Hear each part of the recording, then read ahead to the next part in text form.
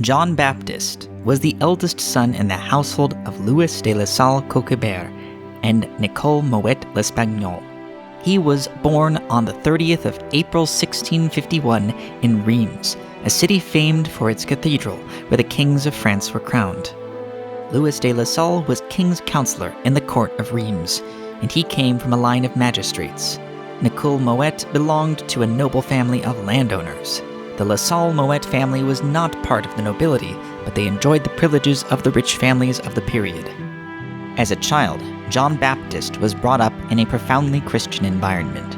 At first, he was taught at home by tutors, and he then enrolled in the Collège des Bons Enfants in Reims at the age of 9, where he received an excellent training in humanities. When he was 11, John Baptist received the tonsure. His family gladly accepted the vocation of their firstborn to the priesthood.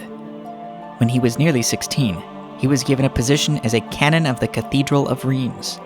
From that time on, John Baptist's time was shared between carrying out the duties of choral recitation of the office and his studies.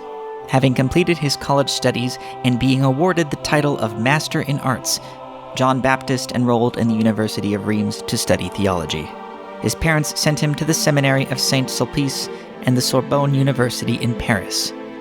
However, on the death of his mother firstly, and then that of his father a short time later, he returned to Reims to act as tutor to his brothers and his sister. In this role, John Baptist de la Salle displayed an excellent sense of administration, and he ensured the security of the family inheritance. His profound vocation and desire to follow Jesus as a priest continued to be very evident. Having completed the licentiate in theology in Reims University, he prepared himself to receive ordination. From the start, he was an exemplary young priest. He continued his studies for the doctorate in theology and completed them with success. He fulfilled all the right conditions for starting on an excellent career in the church. When he was around 27 years old, he received a letter from his cousin, Mesdames de Maillefer, in Rouen, brought to him by a teacher, Adrienne Niel. It was about supporting the efforts to organize a gratuitous school for the sons of artisans and the poor in the city. This chance event was about to radically change his life. As a result, de la Salle supported the opening of 2 parish schools. Niel was a skillful and experienced teacher, and he knew how to speak to the heart of the young priest. Over the next 3 years, John Baptist gathered around him the first group of masters, and he gave them a rule of life, even bringing them to live in his own house. In spite of the incomprehension shown by his family and the rich society of Reims, he was convinced that God was calling him to serve him through schools. Finally, on June the 24th, 1682, he and the masters left his house to form the first community of teachers. He had left his privileged life to procure the greater glory of God.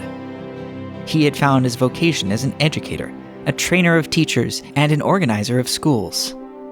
He also gave up his canonry and became poor like his teachers to serve Jesus, who was poor. Even when the first teachers left him, his example drew other young and generous men, so that the experiment started over again with a new generation, and this is what constituted the first community of the Brothers of the Christian Schools. Like Paul of Tarsus, the young de la Salle felt he was being called by Christ, and the awareness that God wants all to be saved and to reach a knowledge of the truth. John Baptist de la Salle invites us to continue viewing the school as a place of brotherliness, where pupils and older students can grow alongside their teachers, who are ministers and ambassadors of Christ, developing a fraternal pedagogy which is capable of transforming lives.